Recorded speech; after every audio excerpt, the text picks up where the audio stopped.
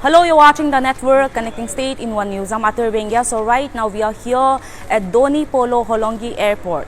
So today the general body meeting of National People's Party, that is NPP Arunachal Pradesh, is to be underway. The meeting shall be conducted in presence of James K. Sangma, who is the General Secretary come in charge Arunachal Pradesh. Meanwhile, we are waiting here for his arrival and he'll be arriving very soon. So stay tuned with the network.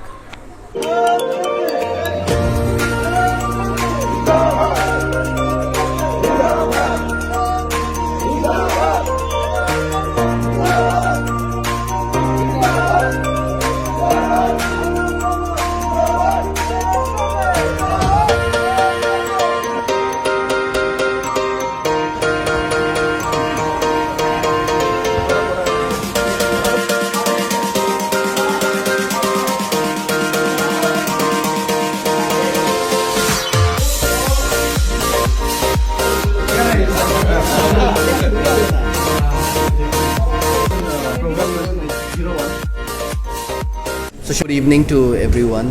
We're very thankful to the press fraternity of Itanagar of Arunachal Pradesh for having come to our state general body meeting of the NPP Arunachal State Unit. We have had a very fruitful discussion today along with our leaders, the state president Mr. Thangwang Wangham, our state working president Mr. Likha Saya, and I'm also accompanied from the national team by my colleagues Mr. Sushil Huidrom, who's the secretary, national secretary organization, and also Mr. Nikki Nongklau, who is our national youth president.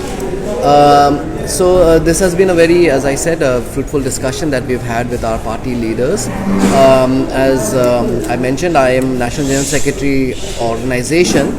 Therefore, the principal reason for coming here was to review the working of the organization as to how the process is going on, and I'm happy to inform that the party has under the leadership of Mr.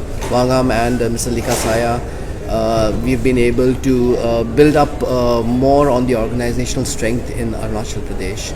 So that was the principal reason for coming here, and I'm very open to any questions that you may like to ask. Sangma sir, आपको अरुणाचल आके कैसा लग रहा है, और ख़ास करके अभी अरुणाचल प्रदेश में जब से लिखा साया सर एनपीपी स्टेट का वर्किंग प्रेसिडेंट बनने का बाद अभी पूरा स्टेट में छाया हुआ है, देखने मिल रहा है कि एनपीपी का तौर से एनपीपी पूरे स्टेट पे छाया हुआ है। और आपको क्या लगता है ये जो अभी एनपीपी अरुणाचल प्रदेश में एनपीपी जो इसका आगे में क्या फ्यूचर होगा, और शनि भी ये देखने मिल रहा है कि कई अलग पार्टी से भी इस एनपीपी में बहुत ज्वाइनिंग कर रहे हैं, खास करके जब से लिखा आया है और इस पूरे स्टेट में पूरा एनपीपी जो पूरा मचा रहे हैं स्टेट में, तो इसके बारे में आप कुछ कहना चाहेंगे? जी, हमें बहुत खुशी है आज कि लिखा साया साहब जैसे हमारे पास एक बहुत ही वरिष्ठ नेता आज पार्टी में आज शामिल हुए हैं, और आज जो भी उनका तजुर्बा है, आज एक्सपीरियंस है पॉलिटिक्स में, न ही सिर्फ संगठन के मामले में बट ऑल्सो पॉलिटिकल मामलों में, हमें पूरा विश्वास है कि आज उनके पार्टी में आने के बाद हमारी पार्टी, हमारी संगठन ऑर्गेनाइजेशन और मजबूती से काम कर पाएगी। और आज उसका नतीजा हमें अभी ऑलरेडी दिखना शुरू हो रहा है, क्योंकि पार्टी में जैसे कि हम लोग आज हर डिस्ट्रिक्ट में जाके आज ऑर्गेनाइज़ कर रहे हैं, तो डिस्ट्रिक्ट ऑर्गेनाइजेशन में जो हमें रिस्पांस मिल रहा है, लोगों का जो प्यार है, जो रिस्पेक्ट है हमारे लीडर्स के तरफ, तो उसका हमें आज फिज़िकली आज हमें दिखना, टेंजिबली हमें दिख रहा है सारा रिज़ल्ट। तो मुझे पूरा विश्वास है, मैं पूरी उम्मीद रखता हूँ कि आगे जाते हुए एनपीपी जो कि एक हमारा एक मोटो है कि हम लोग नॉर्थ ईस्ट को एक यूनाइट करें, और हर स्टेट में हम लोग अपने लोगों के लिए यहाँ पे हम लोग काम कर सकें। तो उस विज़न को आगे रखते हुए मुझे पूरा यकीन है कि अरुणाचल प्रदेश में भी आज लिखा साया साहब जैसे लीडर्स के आने की वजह से आज पार्टी में बहुत सारा हमें बेनिफिट मिलेगा। Mr. Sangma, I have one question. First of all, we are glad that you are here. and I would like to shift my focus onto the structure. As you have visited the office of the NPP, right? And the structure is really dilapidated. Have you ever tried allocating fund to give a better version of that office? Because in terms of every political party, their office are well equipped and it's really good, but as far as the NPP office is concerned, it's really pathetic. I'm sorry, what was your name? Atar Bengia. Atar, right? Yes. Okay, Atar. Do you want me to reply in Hindi or in English? I'm comfortable with both. Yeah, Hindi में बोलूँ या Hindi is better. Comfortable हाँ हिंदी? हाँ अतर thank you for your question. तो मैं यही कहना चाहूँगा कि आज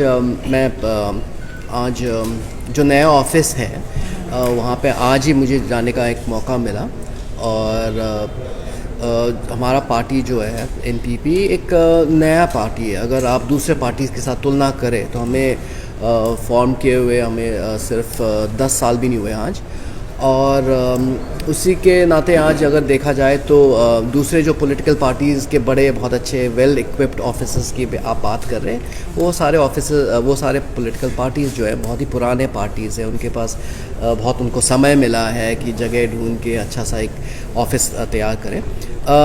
हमारा पार्टी नया पार्टी है, हमें ज़्यादा वक्त नहीं हुआ है, लेकिन हमें पूरा इस बात पे गर्व है कि आज नेशनल पार्टीज़ में 6 नेशनल पार्टीज़ आज देश में, उन 6 नेशनल पार्टीज़ में से हम भी एक गिने जाते हैं.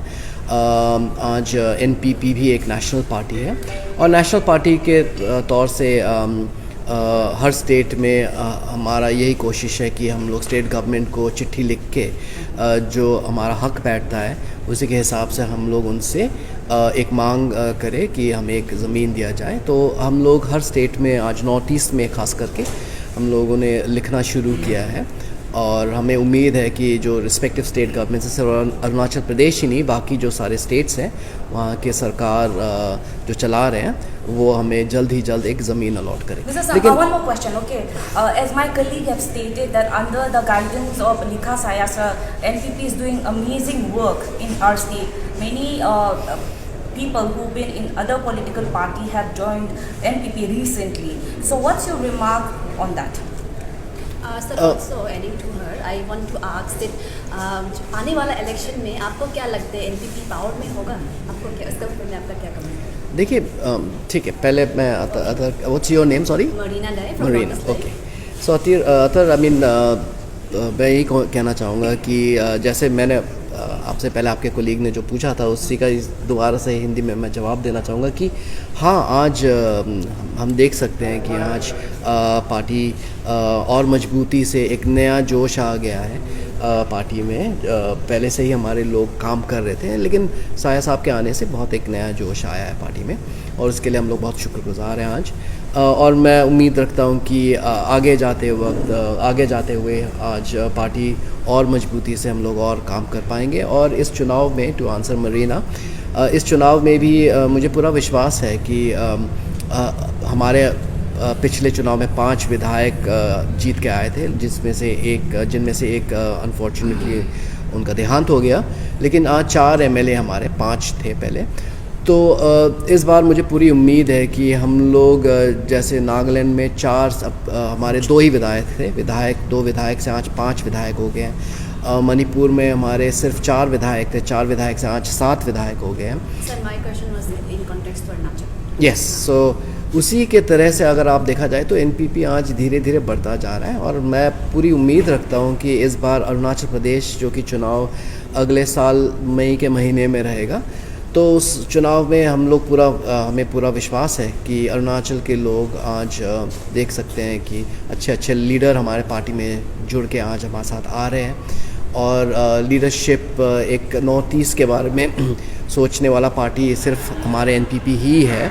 तो इसके वजह से ये सब देख के जो हमारे रिस्पांस मिला है हम लोगों को, जो हमें दिखने को मिल रहा है हमें, उसी के हिसाब से मैं पूरी उम्मीद रखता हूँ कि हमारी संख्या बढ़ेगी। क्या आप बता सकते हैं कि किस तरह का स्ट्रेटजी आप यूज़ करने वाले हो आने वाले चुनाव के लिए, आपका पार्टी? अगर मैं आपको स्ट्रैटेजी बताने लग गया तो फिर स्ट्रैटेजी का क्या फ़ायदा फिर? थोड़ा सा हाईलाइट कर सकते हैं तो अच्छा होगा हमारे लिए। स्ट्रैटेजी वही होता है जो चुपचाप बिल्कुल 4-5 जनों के बीच में रहता है, वही स्ट्रैटेजी कहा जाता है। कांग्रेस जहाँ यहाँ का अरुणाचल प्रदेश कांग्रेस कमेटी ने ऑलरेडी जो प्रेजेंट गवर्नमेंट है, जो रूलिंग पार्टी है, रूलिंग गवर्नमेंट है, उनके ऊपर में इश्यूज एराइजेस करने लगे हैं। जैसे कि यहाँ का जो सिचुएशन है, पावर से लेके जो पानी का प्रॉब्लम है, सबको लेके अभी वो इश्यूज के ऊपर में डिमांड कर रहे हैं, कि मांग कर रहे हैं कि जो प्रेजेंट गवर्नमेंट है 5 साल के अंदर में कुछ नहीं किया स्टेट में।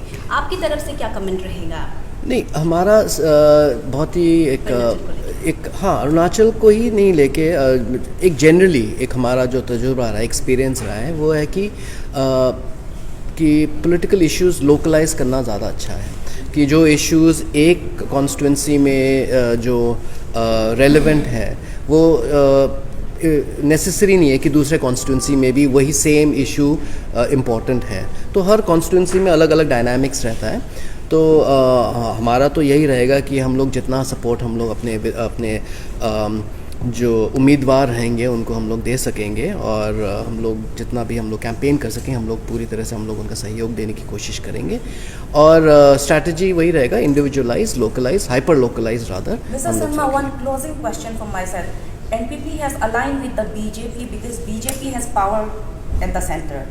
Most of the chief ministers, especially particularly in Northeast, align with whichever power comes in the center. Are you engaged in political opportunist? No, it is not. It is not called being opportunist. It is, I think that, India is a federal country, right? But even in a federal country, it is the dynamics of the state and the center and the relations, the cordial relations that two of them maintain, that really gives rise to development, that makes democracy thrive. So in any federal structure, even that way, the dynamics are there between center and state relations. So this is not, I would not define it as being an opportunist.